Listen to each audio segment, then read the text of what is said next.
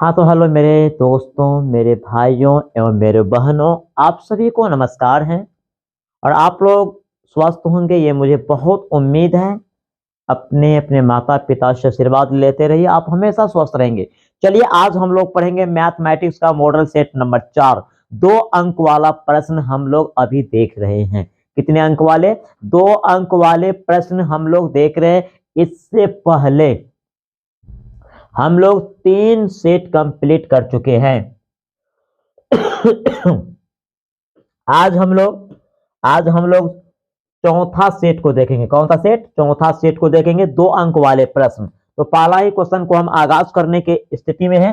पहला क्वेश्चन है, सिद्ध करें कि tan square theta plus cot square theta plus 2 बराबर sec square theta into cosec square theta. ये आपके सामने है। तो आंसर नंबर 1 के साथ हम लोग चलेंगे। Answer number 1। जी, पेन थोड़ा मोटा है। चलो आंसर नंबर 1। आंसर नंबर 1 के साथ हम लोग चलेंगे। सॉल्यूशन ध्यान देंगे। सॉल्यूशन ध्यान देंगे क्या? एल एच एस बराबर tan square theta plus cot square theta plus 2 बराबर sec square theta into cosec square theta. ये हमको सिद्ध करके लाना। तो हम क्या लिखे? LHS। तो LHS लिखे हैं, तो इसको हम लोग नहीं लिखेंगे। क्यों नहीं लिखेंगे? क्योंकि ये हमको लाना ही है। ठीक है, चलिए इस बात को ध्यान रखना। आप देखो, tan स्क्वायर का फॉर्मूला जो होता है, tan स्क्वायर का formula sin square theta upon cos square theta होता है, प्लस इसका opposite cos square theta upon sine square theta और प्लस 2। ध्यान देंगे, इसको हम लोग भिन्न जोड़ करेंगे। Cos square theta, sign square theta और 1 का हम लोग क्या करेंगे? हम लोग इसको लघुत्तम लेंगे। तो लघुत्तम लेंगे मेरे दोस्तों, तो ध्यान दीजिए कैसे होगा। अब देखो इसको, तो cos square into sine square. ठीक है, तो इसको देखिए हम लोग लिखेंगे लघुत्तम में। तो आपको हो जाएगा cos square theta into sine square theta. ये मेरा लघुत्तम हुआ। अब ध्यान देने वाली बात है कि कॉस स्क्वायर से भाग देंगे तो मेरा कॉस स्क्वायर कट जाएगा, साइन स्क्वायर बचेगा। तो साइन स्क्वायर को साइन स्क्वायर से गुणा करेंगे, साइन का पावर 4 होगा। फिर साइन से भाग देंगे, साइन कट जाएगा, कॉस स्क्वायर बचेगा। कॉस स्क्वायर को कॉस स्क्वायर से गुणा करेंगे, कॉस का पावर 4 होगा। फिर 1 से भाग देंगे, उतना ही लघुत्तम आएगा। फिर 2 से गुणा कर देंगे। तो ध्यान दो, साइन का पावर 4 यहाँ पर क्या हो जाएगा? साइन का पावर 4 हो जाएगा। क्यों? कि कॉस स्क्वायर से जब हम भाग देंगे लघुत्तम में कॉस कट जाएगा, तो मेरे को बचेगा साइन स्क्वायर थीटा। तो हमको अंश भी तो साइन स्क्वायर थीटा ही है। चलिए पुनः देखिए, कॉस स्क्वायर, कॉस का पावर 4 होगा यहाँ पर। ठीक, अब 1 से जो हम लोग यहाँ पर भाग देंगे, 1 से, तो जितना मर्तबा है यानी cos square theta into sine square theta, उतना ही मर्तबा लगेगा। तो 2 से गुना हो जाएगा, 2 cos square theta into sine square theta. Okay, अब ध्यान दो, अब ये साइन का पावर 4 है, तो हम यहाँ पे लिख सकते हैं sign square theta plus cos square theta और इसका होल स्क्वायर हम लिख सकते हैं। अब ये क्यों लिख दिए? देखो, इसको कुछ देर के लिए हम a मान लेंगे, इसको कुछ देर के लिए a मान लेंगे और इसको b मान लेंगे। तो ये a प्लस b का होल स्क्वायर होगा। तो a प्लस b का होल स्क्वायर क्या होता है मेरे दोस्तों? a square plus b square plus 2ab। तो a स्क्वायर, ध्यान दो, अगर इसको तोड़ेंगे तो a square plus b square plus 2ab। तो देखो, 2 का पावर है ना, तो ये पावर जो है क्या हो जाएगा? 4 हो जाएगा। साइन का पावर 4 हो जाएगा। फिर कॉस का पावर आपको 4 हो जाएगा और बाकी जो है वह लिखा जाएगा। तो हमारे कहने का मतलब यह है कि हम इसके जगह पर हम इसको लिख सकते हैं, इस जगह पर हम इतना लिख सकते हैं। ओके, चलिए नीचे में हम कोई परिवर्तन नहीं किए, नीचे में आपको जो है वही लिखा जाएगा, कॉस स्क्वायर थीटा। ठीक है, इंटू साइन स्क्वायर थीटा। ध्यान दो, ये आपको थोड़ा समझ में आता है या नहीं आता है तो हमें बताइए। आपको देखो, ये a और ये b, तो a प्लस बी का होल स्क्वायर हो गया। इसको जो हम तोड़ेंगे a प्लस बी का होल स्क्वायर पे, तो मुझे इतना आ जाएगा, कोई दिक्कत तो नहीं है। अब देखो sine square theta plus cos square theta equal to 1 होता है, 1 डाल दिए और पावर 2 है तो 2 दे दिए, पावर 2 है। नीचे में नो परिवर्तन, कुछ भी परिवर्तन नहीं करेंगे नीचा में। देखो अब इसको क्या करेंगे, 1 का स्क्वायर 1 होता है, 1 का स्क्वायर क्या होता है, 1 ही होता है, तो 1 का स्क्वायर 1 डाल देंगे। उसके बाद cos square theta into sine square theta. अब देखो 1 बाय कॉस स्क्वायर को, इसको भी 2 पार्ट में कर देंगे, 1 बाय कॉस स्क्वायर थीटा और गुने 1 बाय साइन स्क्वायर थीटा। मेरे दोस्त 1 बाय कॉस का फॉर्मूला क्या होता है, 1 बाय कॉस का सेक होता है, स्क्वायर है तो हम स्क्वायर देंगे, सेक स्क्वायर थीटा।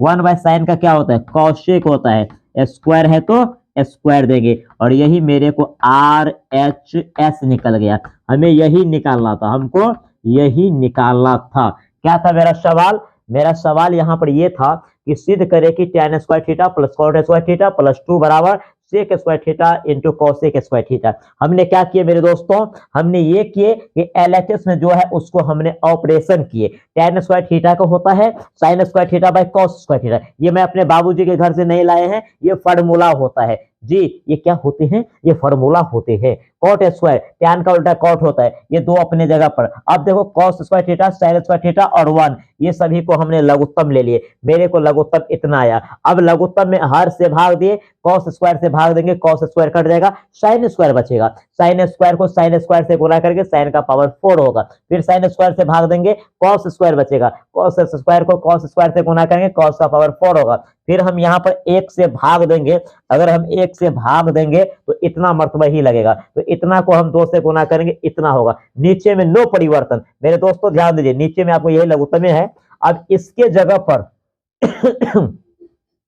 अब इसके जगह पर हम a sign square theta plus cos square theta का होल स्क्वायर कर दिए, तो ये a हो गया, ये b, a प्लस b का होल स्क्वायर। इसको जब ऑपरेशन करेंगे तो मेरे को इतना आएगा, नीचे में नो परिवर्तन। अब sine square theta plus cos square theta equal to 1 होता है और स्क्वायर अपने जगह पर, नीचे में नो परिवर्तन। 1 का स्क्वायर 1 होता है, नीचे में नो परिवर्तन। अब इसको 2 पार्ट कर दिए, 1 by cos square 1 by sine square. क्यों, इन दोनों को गुना करेंगे तो फिर इतना हो जाएगा और इन दोनों को गुना करेंगे इतना होगा। 1 बाय कॉस का सेक होता है, 1 बाय साइन का कॉसेक होता है, स्क्वायर है तो स्क्वायर देंगे, मुझे यही लाना था। क्या किसी भाई बहन को यदि आपको थोड़ा भी प्रॉब्लम है तो बता दीजिए। दूसरा क्वेश्चन है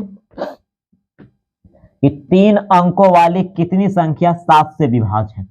3 अंकों वाली, अब ध्यान दो, 3 अंकों वाली संख्या, 3 अंकों की संख्या यहां से शुरू होता है और आपको लास्ट 9 से 99 होता है, तो इसके बीच में कितना ऐसे संख्या है जो 7 से कट जाएगा, कितना ऐसे संख्या है, कितनी ऐसी संख्या जो 7 से कट जाएंगे। आइए हम लोग आंसर नंबर 2 के साथ चलते हैं। आंसर नंबर 2 हम लोग करेंगे सॉल्यूशन। ध्यान दीजिए क्या होगा सॉल्यूशन मेरे दोस्तों, 3 अंकों वाली कितनी संख्या 7 से विभाज्य है, तो 7 से विभाजित होने वाले 3 अंकों की अभिष्ट संख्या। ध्यान देंगे, यहाँ पर लिखेंगे 7 से, माना कि, या ऐसे भी लिखेंगे 7 से विभाजित, 7 से विभाजित, पहले एपी बनाएंगे, 7 से विभाजित होने वाली, 7 से विभाजित होने वाली 3 अंकों, होने वाली 3 अंकों, 3 अंकों की, 7 से विभाजित होने वाले 3 अंकों की अभिष्ट संख्या, अभिष्ट संख्या। ध्यान दो, 7 से विभाजित होने वाले 3 अंकों की अभिष्ट संख्या मेरे दोस्तों, इसको एपी बनाना है। तो 3 अंकों वाले कितनी संख्या 7 से विभाज्य है, तो हम शुरू कहां से करेंगे, तो 1 16 से शुरू होता है, 102 103 104 105, तो आपका पहला जो 3 अंकों की संख्या है वह 105 कटेगा। अब इसमें तुम 7 जोड़ते जाओ, इसमें तुम क्या कहते हैं 7 जोड़ते जाओ, और लास्ट में देखो कौन कटेगा तुमको, लास्ट में कौन ऐसा संख्या है, ये आपको कौन ऐसा संख्या है लास्ट में जो आपको 7 से कटेगा। देखो 994 को एक बार ट्राई करके देखो, है ना, 99, 98, 97, 96, 95, 94, इसको ट्राई करके देखो। 7 एकम 7, 9 में से 7 गया तो ये बच गया 9, ये 9 डाल दे 29, 7 चौक 28 आपका हो गया, एक एक पे 4, 7 दूना जी 14, ये कट रहा है। लेकिन इनके आगे आपको न 95 कटेगा, न 96 कटेगा, न 97, न 98, तो हम यहाँ पर लेंगे 994। अब देखो एपी का निर्माण हो गया। क्वेश्चन में कुछ नहीं है, लॉजिक बहुत छुपा हुआ था। 3 अंकों वाली कितनी संख्या 7 से विभाज्य है, तो 7 से विभाजित होने वाले 3 अंकों की अभिष्ट संख्या जहां से कटेगा और जहां लास्ट होगा, यानी इसको एपी बना देंगे। अब जब एपी बन गया मेरे दोस्त, तो ये ए हो गया, ए हो गया 105। अब डी देखो, डी कितना हो गया, डी आपको 7, और अंतिम पद आपको हो गया 994। 994 हमें क्या निकालना है, हमें एन निकालना है। क्या निकालना है मेरे दोस्तों, हमें एन निकालना है, वाट, एन निकालना है यानी वाट। तो चूंकि ए एन बराबर फॉर्मूला होता है A plus N minus 1 into D होता है। अब देखो ए एन का मान है 994, 994, ए का मान 105 हो गया, हमें एन का मान निकालना है, डी का मान 7 हो गया। अब यहां से केवल कुछ नहीं, केवल कैलकुलेशन है। 994 ये 105 होगा, देखो 7n माइनस 7 होगा। अब कुछ नहीं है मेरे प्रिय भाई, ये केवल कैलकुलेशन है। 105 में से 7 को घटा दिया जाए तो कितना होगा, आप ही लोग बताइए। तो देखो 115 में 7 गया है ना, तो 5 में से 7 नहीं, 15 में 7 ये 8, ये हो गया 9, 9 में से ये आप 98, कितना हो गया 98 बच गया। अब देखो हमको 994, ये 98 को इधर लाएंगे और ये 7 इधर जाएगा, यानी इधर वहीं पे रहेगा, सिर्फ 98 का साइड चेंज हो गया। अब आप ही लोग बताइए इसको घटाकर आपको कितना होगा, इसको माइनस करके देखिए 14, 4 में से 8 है, 14 में से 8 गया 6 हो गया, ये बचे 8, 18 में से 9 गया 9 हो गया, है ना, ये आपको 8, 896 बराबर 7, 7 इन। हमको किसका मान निकालना है, हमको n का मान निकालना है मेरे दोस्त। तो 896, अगर आपका ये माइनस ठीक होगा यानी ये घटाओ ठीक होगा, सही हो जाएगा। अब देखो इसको काटो मेरे दोस्त, कितना होगा 7 एकम 7, हाँ एक बच गया, एक पे 9 19, 7 दूना 14, 7 दूनी, यानी यहाँ पर देख लो भाग देकर चेक कर लो, 7 से 7 एकम 7 हो गया, 8 में 7 1 9 उतार दिए 19, 7 दूना 14 हो गया, 9 में 4 गया 5, 0 6 उतार 56, 7 अट्ठे 56, 128, कितना हो गया 128 हो गया।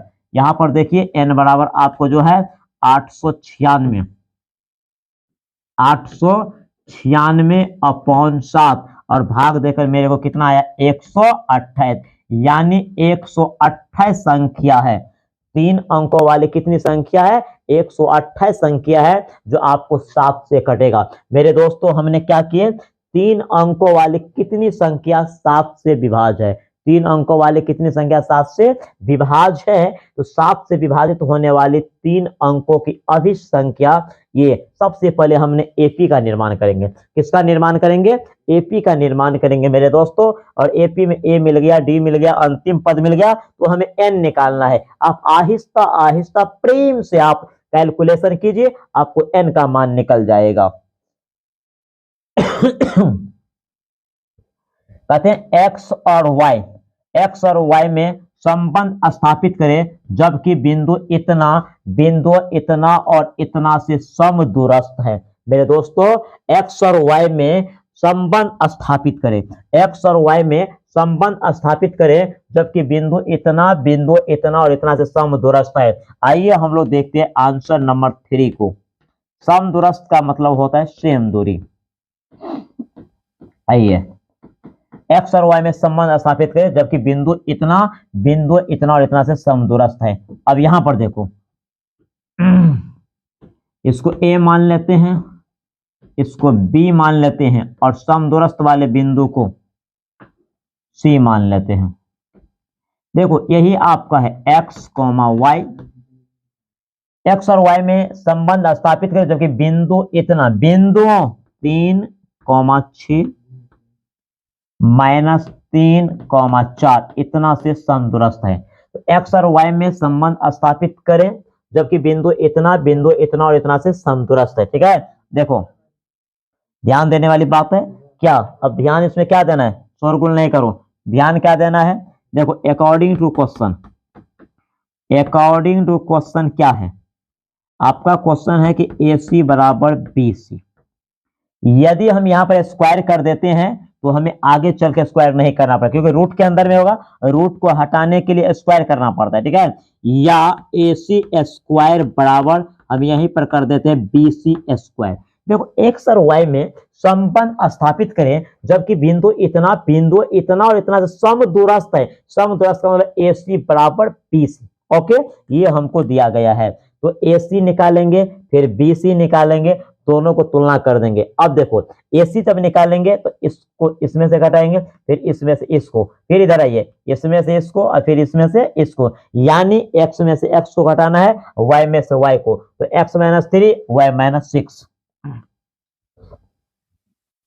x माइनस 3 का whole square plus y minus 6 का होल स्क्वायर, ये आपको AC हो गया। अब फिर आइए, अब आपको आना किधर है, BC के लिए, x में से इसको घटाएंगे, माइनस है तो प्लस होगा, x plus 3 y minus 4, x plus 3 और y माइनस 4 का होल स्क्वायर। अब कैलकुलेशन करो इसको, calculation A square A minus B का whole square, A square minus 2ab plus B square. अब देखो इसको हम a माइनस बी के होल स्क्वायर पे तोड़े, इसको किस पर तोड़े, a माइनस बी का होल स्क्वायर पे। अब a माइनस बी का होल स्क्वायर होता है ना बेटा, a माइनस बी का होल स्क्वायर, देखो a square minus 2ab plus B square, देखो तो x स्क्वायर द्वितीय 6x प्लस 3 का स्क्वायर 9, यही हमने तोड़ दिए। तो इसको सीखना है बेटा, इसको सीखना है। अब देखो ये y square minus 2ab plus B square, 6 का स्क्वायर 36, कोई दिक्कत तो नहीं है। चलिए दाएं साइड में, अब चलिए इधर हो गया, ठीक ना। अब देखने वाली बात ये है, देखने वाली बात ये है कि अब इसको देखो, इसको देखना है X A square plus 2ab plus B square, A square minus 2ab plus B square. देखो ये लंबा क्वेश्चन जा रहा है, ये लंबा थोड़ा सा है ना, AC निकालेंगे फिर BC निकालेंगे। आइए अब ध्यान देने वाली बात है, X square Y square, X square Y square, ये दोनों कट गया। क्यों कटा, क्योंकि ये यदि दाया वाला बायां आएगा या बाएं वाला दाएं जाएगा तो चिन्ह जो ये साइन जो है, चिन्ह जो है वो अपोजिट हो जाएगा, यानी उल्टा चिन्ह के साथ कट जाएगा। अब देखो अब क्या करना है, माइनस 6x, ठीक है, ठीक है। उसके बाद देखो ये, चलो एक बार लिख लेते हैं, ये माइनस 12y, 36 ना कितना होता है 45, 45 हो गया। अब इधर आइए 6x माइनस 8y यानी 8y, 16 ना 25 होता है। अब ध्यान देना है,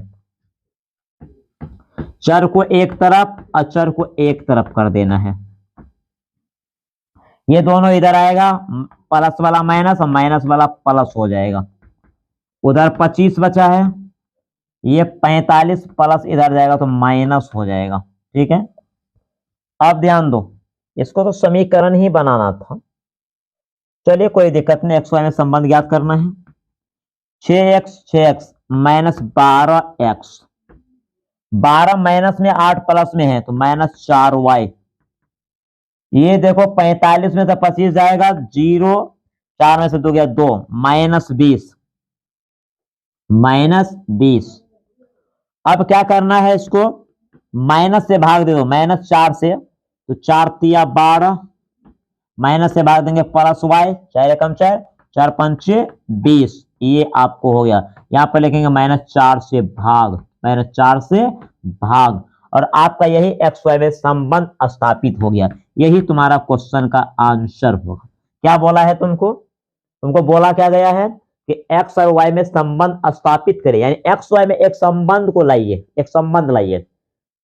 जबकि बिंदु इतना और इतना से समदूरस्थ है। क्या है? समदूरस्थ है। बेटा समदूरस्थ का मतलब होता है आपको जितना AC होगा उतना BC होगा, तो AC बराबर BC।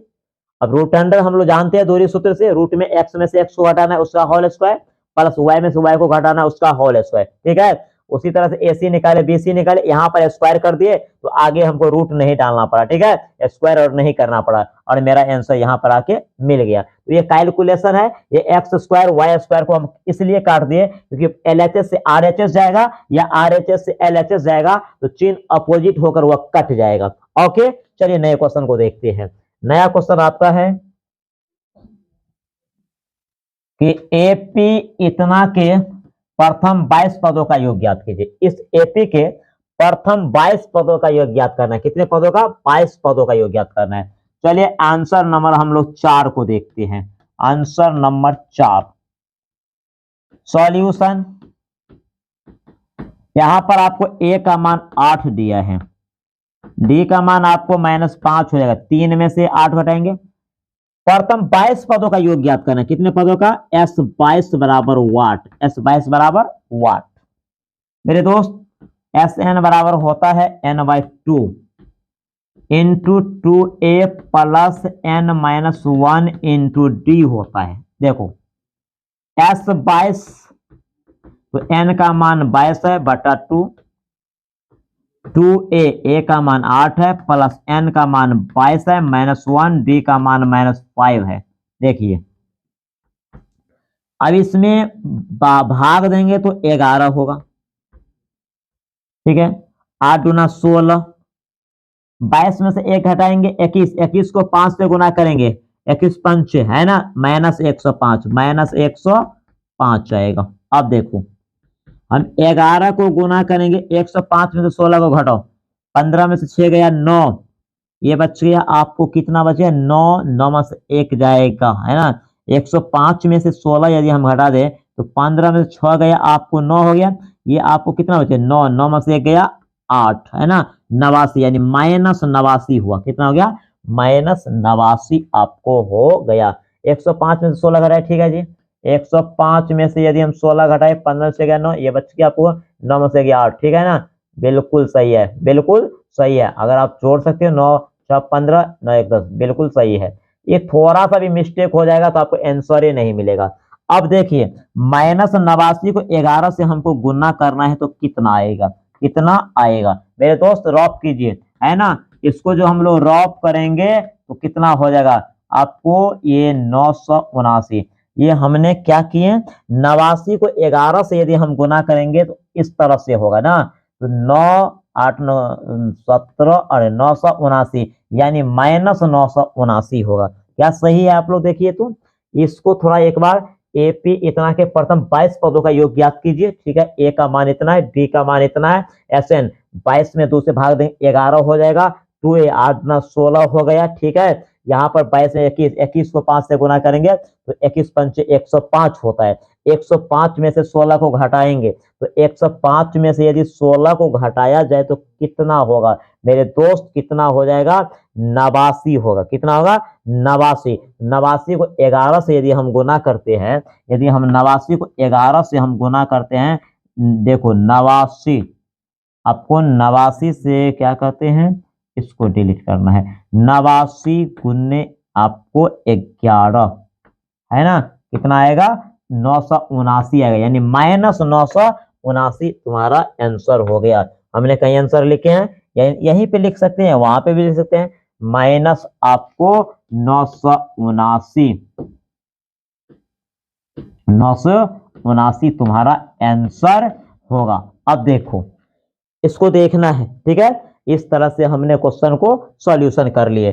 प्रथम 22 पदों का योग इस तरह से आपको होगा। देखो कहीं मिस्टेक नहीं होना चाहिए। आइए नए क्वेश्चन को देखते हैं। यदि cos A बराबर इतना तो cot A tan A का मान क्या होगा? आंसर नंबर हम 5 को करेंगे। आंसर नंबर तुम्हारा 5 क्या बता रहा है? सॉल्यूशन। ध्यान दीजिए आपका सॉल्यूशन क्या है। देखो मेरे दोस्त cos A दिया है 3/4। cos का फॉर्मूला होता है B/H, B/H होता है। हम P निकालेंगे तो P निकालने का फॉर्मूला होता है कर्ण स्क्वायर माइनस आधार स्क्वायर। तो 4 का स्क्वायर 16 होता है, 3 का स्क्वायर 9 होता है, 16 में से 9 जाएगा 7 होता है। अब हमको मान निकालना है, अब जो है हमको मान निकालना है कॉट ए। तो कॉट ए का फॉर्मूला होता है B बटा P होता है। तो B का मान देखो 3 है, ठीक है, और P का मान देखो √7 है। आपका ये आंसर। एक और क्या है, tan A। तो tan A इसका उल्टा है P by B, P by B बिल्कुल इसका उल्टा है। तो √7 क्या हो जाएगा, रूट आपको 7 बटा 3, ये आपका आंसर होगा। देखो इस क्वेश्चन में क्या जान है, 2 नंबर का सवाल है, इससे भी इजी क्वेश्चन आपके एग्जाम में आएगा, बिल्कुल इनसे भी इजी क्वेश्चन आएगा। इसलिए सारे क्वेश्चन को ऑपरेशन करने का विचार कीजिए, बिल्कुल बहुत अच्छे क्वेश्चन आपके सामने आ रहा है। अब नए क्वेश्चन को देखो, 8 cm भुजा वाले 2 घन बराबर से जोड़ दिए गए हैं, परिणामी घनाभ का कुल पृष्ठीय क्षेत्रफल निकालिए। यानी 2 गो घन को जोड़ता है, देखो 2 गो घन को जोड़ता है, 2 घन को जोड़ता है, कितने घन को, 2 घन को जोड़ता है, ये घन हुआ, फिर इसमें एक जोड़ देता है, इसमें फिर एक घन को जोड़ता है। देखो तो ये दोनों जोड़ के क्या बन जाएगा, दोनों जोड़ के घनाभ बन जाएगा। क्या बन जाएगा मेरे दोस्तों, घनाभ बन जाएगा। ये दोनों जोड़ के जो है घनाभ बन जाएगा, ये आपको घनाभ बन जाएगा, ठीक है। तो कहते हैं कि जब 2 घन को जोड़कर एक घनाभ बनाया जाता है तो उस घनाभ का क्या बोलता है, पृष्ठीय क्षेत्रफल क्या होगा, पृष्ठीय क्षेत्रफल क्या होगा। आइए आंसर नंबर 6 को देखते हैं। आंसर नंबर 6 सॉल्यूशन करते हुए निकल जाएंगे, ध्यान दीजिए। 8 सेमी भुजा वाले 2 घन बराबर से जोड़ दिए गए हैं, तो परिणामी घनाभ का कुल पृष्ठीय क्षेत्रफल क्या होगा। ध्यान दो, चूंकि घन को जोड़ा गया है, घन को जोड़ के क्या बनाया गया है, घनाभ बनाया गया है ना, इसीलिए घनाभ की लंबाई बढ़ेगा। 8 + 8 बराबर क्या हो जाएगा, 16 सेंटीमीटर। जब 2 घन को जोड़ेगा लंबाई बढ़ेगा, चौड़ाई ऊंचाई वही रहेगा, चौड़ाई ऊंचाई वही रहेगा, सिर्फ क्या बढ़ रहा था, लंबाई बढ़ रहा था। अब इसका चौड़ाई देखो, चौड़ाई वही होगा, क्यों कि घन का प्रत्येक भुजा समान होते हैं, क्योंकि वर्ग से घन बनता है और घनाभ जो बनता है वो आयत से बनता है। अब ऊंचाई देखिए क्या है मेरे दोस्तों, ऊंचाई को देखिए, ऊंचाई भी आपका वही होगा, सिर्फ क्या बढ़ा हमको, लंबाई। 3 गो घन को जोड़ेगा तो तिरपल बढ़ेगा, 4 को जोड़ेगा तो 4 गुना बढ़ेगा, ठीक है। आइए तो 4 यानी जितना घन जोड़ेगा उतना लंबाई बढ़ेगा। अब घनाभ का पृष्ठीय क्षेत्रफल क्या होगा, घनाभ का पृष्ठीय क्षेत्रफल क्या होगा, घनाभ का पृष्ठीय क्षेत्रफल क्या होगा, घनाभ का पृष्ठीय क्षेत्रफल, घनाभ का पृष्ठीय क्षेत्रफल, पृष्ठीय क्षेत्रफल। तो घनाभ का पृष्ठीय क्षेत्रफल 2 × LB + BH + HL, ये फार्मूला होता है। 2 LB, L हो गया 16, B हो गया 8, BH लंबाई गुने चौड़ाई गुने ऊंचाई प्लस ऊंचाई गुने लंबाई, ठीक है, ध्यान दो। 2 16 8, देखो 8 × 6 = 48, 8 × 4 = 12, 128, 8 × 8 = 64, फिर ये 128। देखो जोड़ लो इसको, कितना होता है 2, 128, 64, 128। तो देखो 8 × 4 = 12, 12 में 8 जोड़ेंगे 20, हासिल 2, 2 × 6 = 8, 8 × 2 = 10, 10 × 2 = 12, ठीक है। अब देखना है तुमको 1 1 2 2 1 3, 320 हो गया। 320 को 2 से गुना करेंगे, 32 गुना कितना होता है, 2 दूना 4, 3 दूना 6, 640 cm²। बताओ, ये घनाभ का पृष्ठीय क्षेत्रफल निकल गया। ठीक है, दो घन को जोड़ा तो घनाभ बन गया, क्योंकि घन जोड़ घन बराबर घनाभ बनता है, इसीलिए घनाभ की लंबाई इतना हो जाएगा, चौड़ाई इतना हो जाएगा, ऊंचाई इतना हो जाएगा। तो घनाभ का पृष्ठीय क्षेत्रफल होता है 2 इंटू लंबाई 2 into L B plus B H plus H L, यानी लंबाई को चौड़ाई से गुना करते हैं, चौड़ाई को ऊंचाई से गुना करते हैं, फिर ऊंचाई को लंबाई से गुना करते हैं। इस तरह से हमने कैलकुलेशन करते हुए मेरा आंसर कितना आ गया, 640 cm स्क्वायर। और इस तरह से यदि आपको एग्जाम हॉल में यदि आपको आंसर मिल जाता है तो आपका दिल बाग बाग हो जाएगा। ठीक है, चलिए नए क्वेश्चन की ओर चलते हैं हम लोग। आपका नया क्वेश्चन क्या है, आपका नया क्वेश्चन क्या है, सिद्ध करें कि इतना बराबर इतना, यानी सिद्ध करके हमें जीरो लाना है।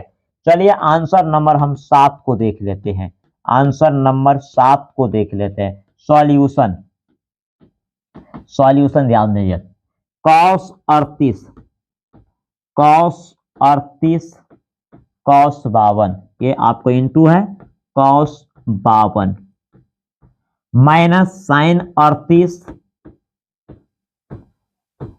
साइन 52।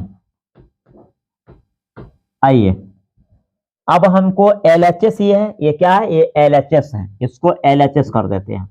ठीक है, इसको LHS कर देते हैं, LHS, ये LHS है, हमको RHS लाना है। ध्यान देना है कि ये फर्स्ट पार्ट और ये सेकेंड पार्ट में यदि 38 को आप चेंज करते थे, उधर भी 38 को चेंज कीजिएगा। ठीक है, देखिए कैसे होगा। अब cos,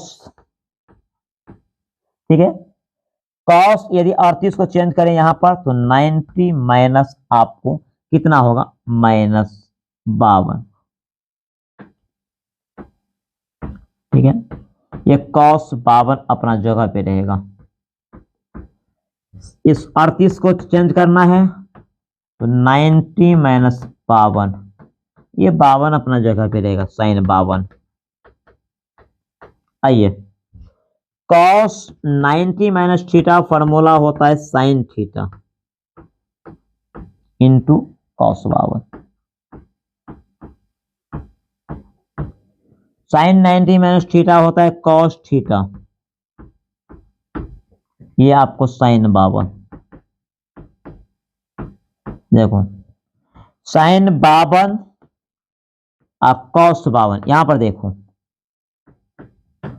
sign 52 cos 52 plus part हो गया, साइन 52 cos 52 ये माइनस पार्ट हो गया। कैसे, देखो ये आपको प्लस पार्ट है और ये आपको माइनस पार्ट है, घेरने की कोई जरूरत नहीं है, ये दोनों प्लस में से माइनस क्या हो गया, इक्वल टू जीरो, क्या हो जाएगा मेरे दोस्तों, जीरो, और यही मेरे को RHS हो गया है, ये आपको RHS हो गया। देखिए इस तरह से आपको बनाना है, एक लाइन दो लाइन का क्वेश्चन है, एक दो लाइन का क्वेश्चन आप इस तरह से क्वेश्चन को बनाओगे। 42 cm त्रिज्या वाले वृत्त के उस तीर्थखंड का क्षेत्रफल ज्ञात कीजिए जिसका केंद्रीय कोण 30 डिग्री है, जिसका केंद्रीय कोण 30 डिग्री है ना। हम लोग क्या पढ़े थे, तीर्थखंड का क्षेत्रफल निकालना है ना, फिगर का कोई जरूरी नहीं इसमें, बिल्कुल फिगर का जरूरी नहीं है इसमें। ये जो त्रिज्या आपको दिया है कितना दिया है, 42 सेंटीमीटर दिया है, तो तीर्थखंड का क्षेत्रफल बोला है निकालने के, किसका, तीर्थखंड का क्षेत्रफल। तो 42 सेमी त्रिज्या वाले वृत्त के उस तीर्थखंड का क्षेत्रफल निकाले जिसका केंद्रीय कोण 30 डिग्री है।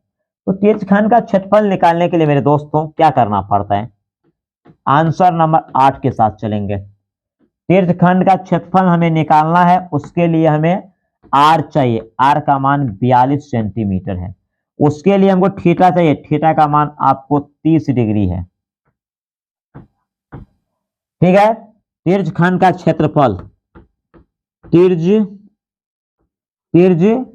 का, देखो क्या बोला है, तीर्थखंड का क्षेत्रफल है ना, तो ये पूरा एक ही में होता है, तीर्थखंड का क्षेत्रफल, तीर्थखंड का क्षेत्रफल होता है थीटा बटा 360 गुने पाई आर स्क्वायर, थीटा बटा 360 गुने पाई आर स्क्वायर। देखो अब देखना है थीटा का मान 30 डिग्री है, थीटा का मान 30 डिग्री है, 360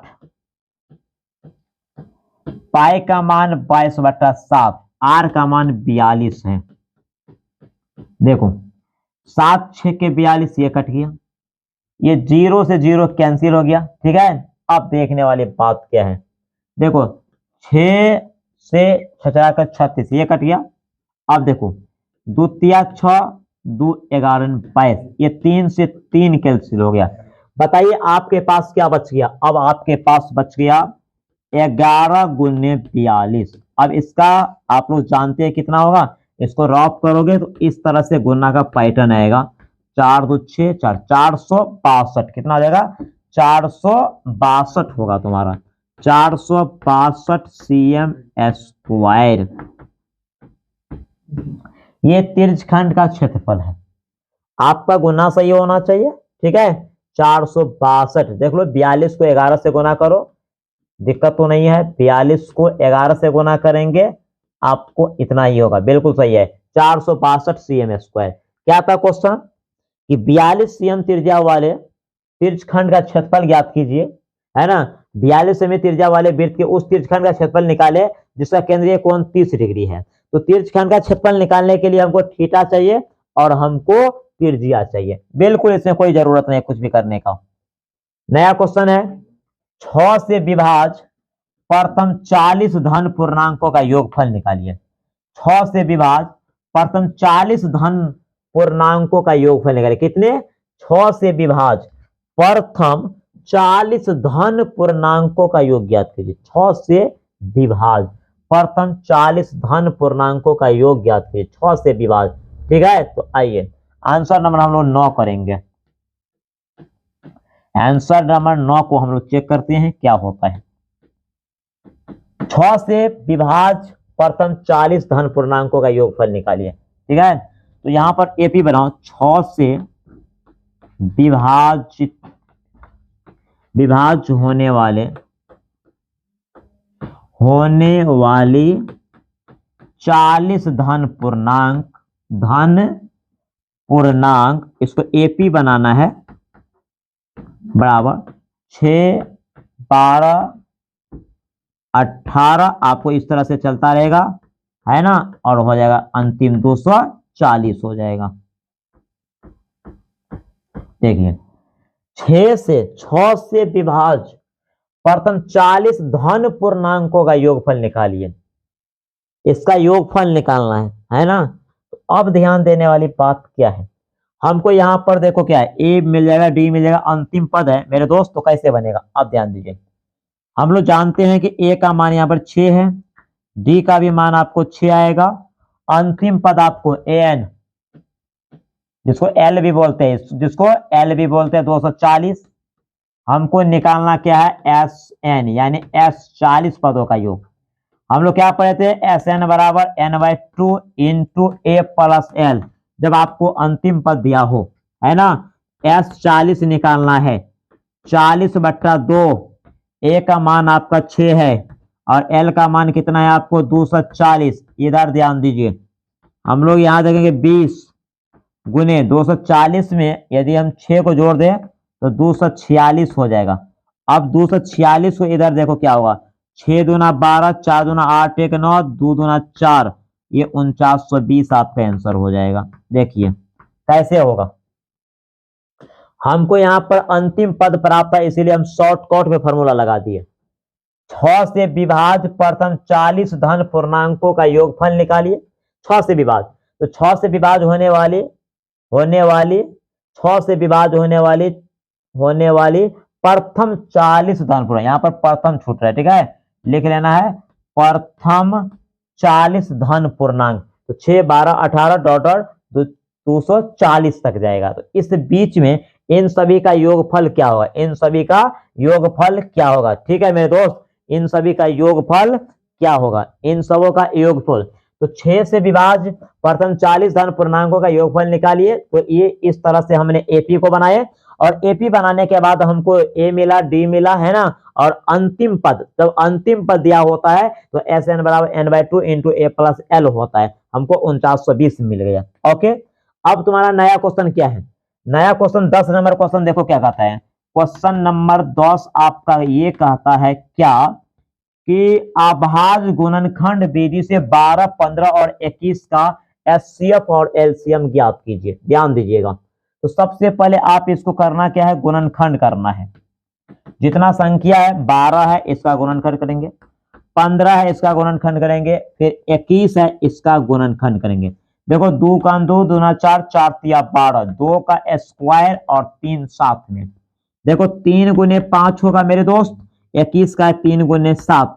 हमें क्या निकालना है, हमें एचसीएफ निकालना है और एलसीएम निकालना है। तो यहाँ पर देखिए जो मिलता है सभी गुणनखंड में, 3 वो संख्या है, 3 संख्या 12, 15, 21, तो सभी का गुणनखंड में देखो कौन ऐसा अंक है जो मिलता है, 3। देखो यहाँ पर आपको सभी में मिलता है, ये एचसीएफ के लिए निकल जाएगा। लेकिन एलसीएम के लिए जो मिलता है उसको भी लेंगे और जो नहीं मिलता है मेरे दोस्तों उसको भी लेंगे। तो 2 का अधिकतम पावर 2, 3 का अधिकतम पावर 1, 5 का अधिकतम पावर 1, 7 का अधिकतम पावर 1। तो ध्यान दीजिए 2 का स्क्वायर गुने 3 गुने 5 ये एलसीएम में जाएगा। तो सबसे पहले हमको एचसीएफ निकालना है, एचसीएफ आपको 3 हो जाएगा।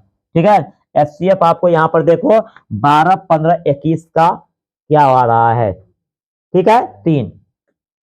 अब एलसीएम के लिए, एंड एलसीएम देखो एलसीएम 2 का अधिकतम पावर 2, 3, 5, 7। एक बात चेक कर लो, 2 का अधिकतम पावर 3, उसके 2 का अधिकतम पावर 2 है, फिर 3 है, 5 है, 7 है। तो देखो सारे को ले लिए, 2 का स्क्वायर 4, 4 तिया 12, 12 पंजे 60, 7 6 का 42, 420 आपका ये आंसर हो गया। कहने का मतलब ये है कि आपको एचसीएफ 3 आ गया और एलसीएम 420 आ गया। किसका, 12, 15 और 21 का एचसीएफ और एलसीएम कौन सा विधि से, हमें अभाज्य गुणनखंड विधि से निकालना है। चलो आप लोग भी थोड़ा ध्यान दीजिए स्पेस पे। 11 नंबर क्वेश्चन क्या है, एपी इतना में अंतिम पद से 20वां पद ज्ञात कीजिए। अंतिम पद से, इतना अच्छा क्वेश्चन है, इतना वेरिएबल क्वेश्चन है, बहुत इंपोर्टेंट क्वेश्चन है, जितना तुम कह सकते हो उतना कम है। देखो क्वेश्चन को देखिए, आंसर नंबर 11 देखो, सॉल्यूशन करते जाएंगे हम लोग, थोड़ा स्पीड में भी चलते हैं। यहां पर ए का मान आपको 3 है, ए का मान कितना है 3, और डी निकालेंगे तो हमको 5 निकल जाएगा, है ना। अंतिम पद को एल कहते हैं, 253। तो अंतिम पद से कौन सा पद बोल रहा है, 20वां पद बोल रहा है। देखिए तो अंतिम पद से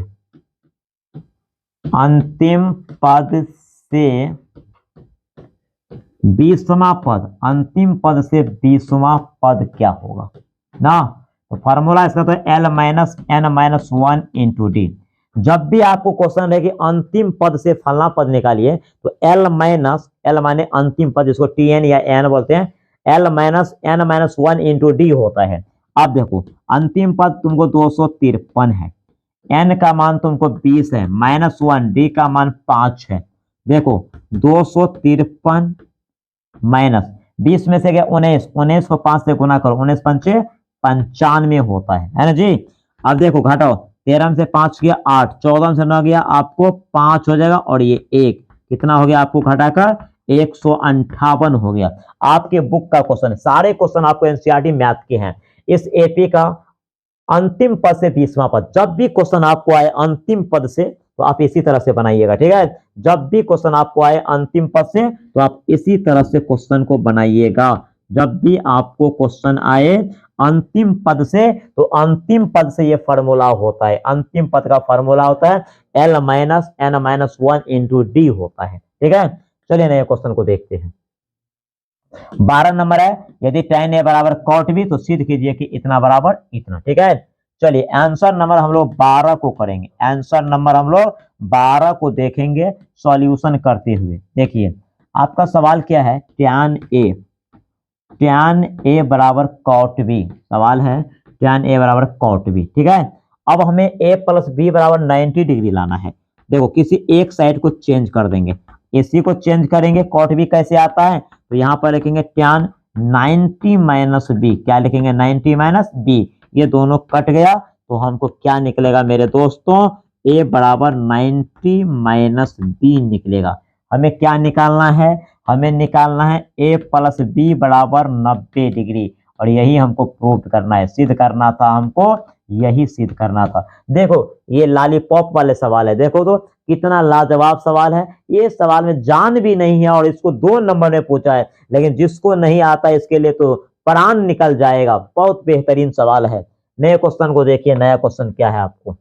ऐसी दो संख्या ज्ञात कीजिए जिनका योग 27 हो और गुणनफल 182 हो। ऐसी दो संख्या, ठीक है, ऐसी दो संख्याएं ज्ञात कीजिए जिनका योग 27 है और गुणनफल 182 है ना। समय को थोड़ा समय दीजिए, समय समय को बदल देता है।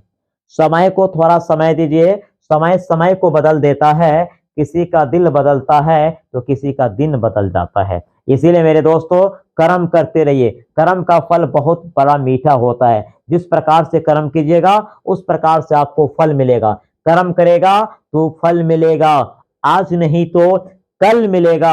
जितना गहरा कुआं हो उतना मीठा जल मिलेगा। तो मेरे दोस्तों सवाल को देखिए कितना मीठा सवाल है। आंसर नंबर 13 करते हुए हम लोग निकल जाएंगे। देखिए आंसर नंबर 13 सॉल्यूशन देखो क्या कहते हैं। आपका सवाल है ऐसी दो संख्या ज्ञात कीजिए जिनका योग 27 हो और गुणनफल 183 है। माना कि, देखिए माना कि एक संख्या x है, माना कि एक संख्या जो है ना बराबर x, इसीलिए दूसरी संख्या क्या होगा, इसीलिए दूसरी संख्या क्या हो जाएगा। जब एक संख्या x हो गया तो दूसरी संख्या क्या हो जाएगा 27 माइनस एक्स। क्यों? क्योंकि दो संख्या का योग आपको 27 है। जब एक पता चल जाएगा तो दूसरा हम लेस कर लेंगे।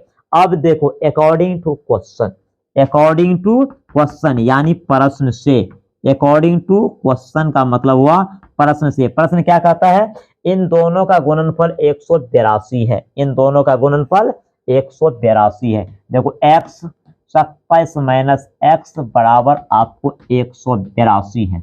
अब यहां पर आइए 27x माइनस एक्स स्क्वायर बराबर 183, ठीक है। इसको ठीक ठाक से लिखिए, minus x square plus 27x, इसको इधर लेकर आ जाएंगे तो क्या हो जाएगा 0। अब देखिए माइनस को हटाने के लिए, माइनस को हटाने के लिए आप गुना कर दो माइनस से, तो माइनस से गुना करेंगे या भाग देंगे, गुना कर दिए तो माइनस वाले प्लस हो जाएगा और ये माइनस हो जाएगा, ठीक है, ये प्लस हो जाएगा। हमने क्या किया, माइनस से गुना, माइनस से गुना किए मेरे दोस्त। अब ये क्या हो गया, ये आपको गुणनखंड पर आएगा। किस पर आएगा, थोड़ा फास्ट लिखते हैं इसीलिए गुणनखंड पे आएगा। देखो X square minus 13x minus 14x plus 183 equal to 0। अब बताओ, जिन बच्चों को गुणनखंड नहीं होता है उन बच्चों को ये सवाल नहीं बनेगा। x हम कॉमन लेंगे, क्या करेंगे हम, x कॉमन लेंगे। अब देखो इसको हम यहीं पे बना लेते हैं, x कॉमन ले लेते हैं। देखो x कॉमन लेंगे तो x माइनस 13 होगा, फिर इधर आपको 14 यहाँ पर रहेगा बाहर में और x माइनस 13 अंदर में इक्वल टू 0। देखो अब यहां से देखना है तुमको क्या, x माइनस 13 और x माइनस 14 इक्वल टू 0 आ गया। अब देखिए तो x का मान क्या होगा, ये यदि x माइनस 13 इक्वल टू 0 तो x बराबर क्या हो जाएगा 13 हो जाएगा। एंड आपको यदि x माइनस 14 इक्वल टू 0 तो x का मान 14 हो जाएगा। देखो यदि एक संख्या 13 तो दूसरा 14, यदि एक संख्या 14 तो दूसरा 13, तो हम लिखेंगे यहां पर अतः, अतः अभिष्ट संख्या, अतः अभिष्ट संख्या 13 और 14 है।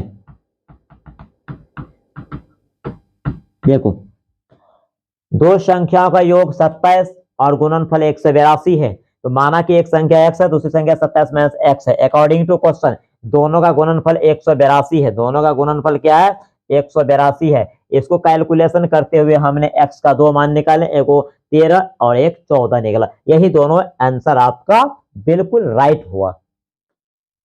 क्वेश्चन नंबर 14 क्या कहते हैं, एक द्विघात बहुपद ज्ञात कीजिए जिसके शून्यकों का योग तथा गुणनफल क्रमशः इतना है। योगफल दिया है और गुणनफल दिया है, तो हम लोग देखेंगे आंसर नंबर 14 को देखेंगे मेरे दोस्तों।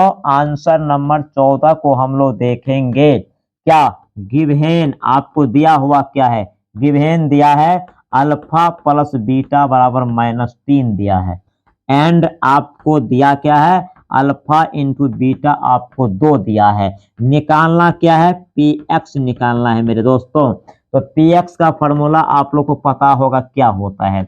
एक्स स्क्वायर माइनस, है ना, अगर उधर जगह है तो मैं चल सकता हूं उधर, ठीक है। पी एक्स देखिए क्या होता है। पी एक्स बराबर होता है X square minus alpha plus beta into x plus alpha into beta होता है मेरे दोस्तों। ध्यान देने वाली बात है, एक्स स्क्वायर आपको अल्फा प्लस बीटा कितना दिया है? देखो -3 दिया है, -3 दिया है, अल्फा इंटू बीटा 2 दिया है। कैलकुलेशन करके देखो, X square minus minus plus हो जाएगा, उसके बाद ये +2, ये तुम्हारा द्विघात बहुपद निकल गया। यदि इस द्विघात बहुपद का बोले शून्यकों का योगफल निकालिए और गुणनफल निकालिए तो आप पुनः आप अपोजिट जा सकते हैं। तो तुम्हारा सवाल था कि एक द्विघात बहुपद निकालिए, एक द्विघात बहुपद निकालिए। द्विघात बहुपद के 2 शून्यक होते हैं। कितने शून्यक? 2। रैखिक के 1, त्रिघात के 3। तो द्विघात बहुपद निकालने के लिए हमको योग चाहिए और गुणनफल चाहिए। तो योगफल गुणनफल दिया था। द्विघात बहुपद का फॉर्मूला ये होता है। इस तरह से हम लोग इसको प्राप्त किए। नया क्वेश्चन आपके सामने है। नया क्वेश्चन आपका क्या है कि P के किस मान के लिए समीकरण युग्म इतना तथा इतना का एक अद्वितीय हल है? ठीक है, कहते हैं P के किस मान के लिए, P के किस मान के लिए इसका एक अद्वितीय हल है। मेरे दोस्तों आंसर नंबर 15 को देखेंगे। ये लास्ट क्वेश्चन इस मॉडल सेट का है। ठीक है, हम लोग देखेंगे आपका समीकरण क्या है। ठीक है, आपका समीकरण है 4x प्लस py प्लस 8 = 0 है। समीकरण आपका ये 1 है। उसके बाद आपका समीकरण दूसरा क्या है? 2x plus 2y plus 2 = 0।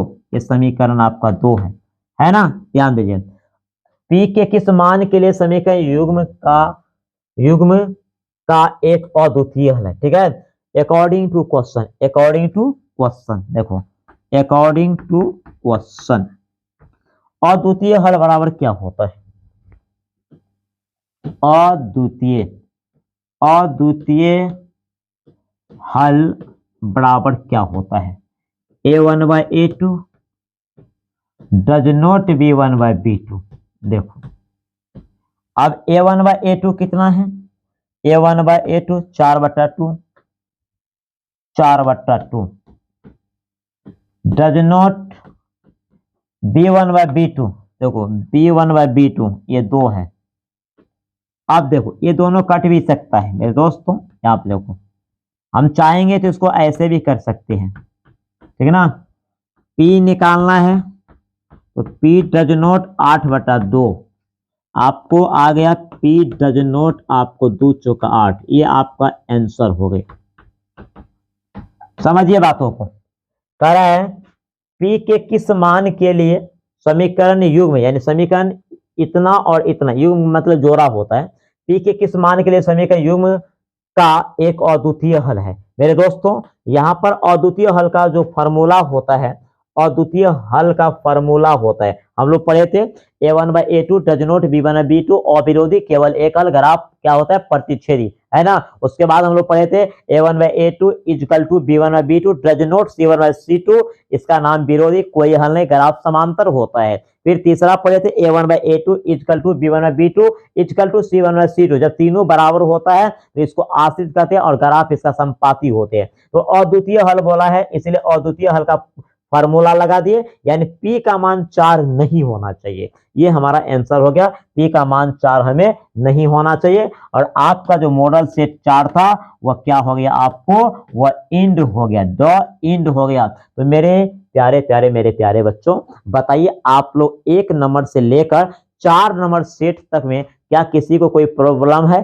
किसी को परेशानी है, किसी को दिक्कत है, तो आप लोग बेहिचक बोल सकते हैं हाँ कि हाँ मुन्ना भाई हमको दिक्कत है, हाँ मुन्ना सर हमको दिक्कत है, हाँ मेरे को दिक्कत है। तो मैं पुनः आपके लिए हम एक नया सिस्टम को अपनाएंगे। तो चलिए मैं आप लोग के बीच से विदा होता हूं, तब तक के लिए आप लोग खुश रहिए। आप हमें आने का इंतजार करेंगे नया एपिसोड में। चलते हैं, मेरे आशीर्वाद आप लोग के पास जमा है कर्ज के रूप में। चलो तब तक के लिए मेरे प्यार भरा नमस्कार को स्वीकार करो।